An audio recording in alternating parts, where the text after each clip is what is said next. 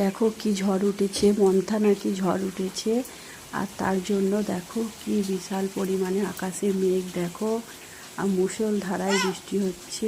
এই জন্য মাঠ থেকে দেখো গরু নিয়ে বাড়ি চলে যাচ্ছে।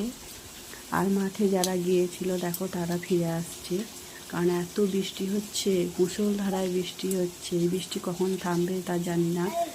আর এদিকে অনেক দিনের বাদে স্কুল খুলে গেছে, ছেলেও রেডি হয়ে গেছে স্কুলে যাবে বলে।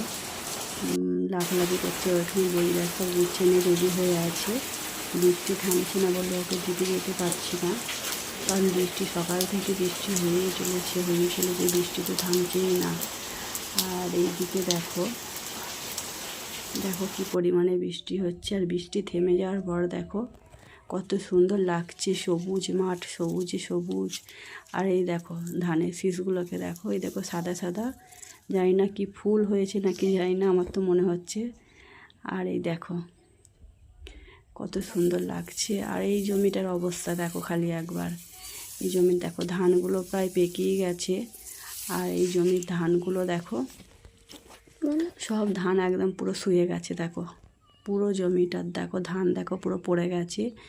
এই জমির ধান কি বলবো, পাকা ধানে মই বলে যাকে দেয়া, সেই অবস্থা হয়ে গেছে। চাষিদের যে কাটতে কি অবস্থা হবে চাষিরাই জানে।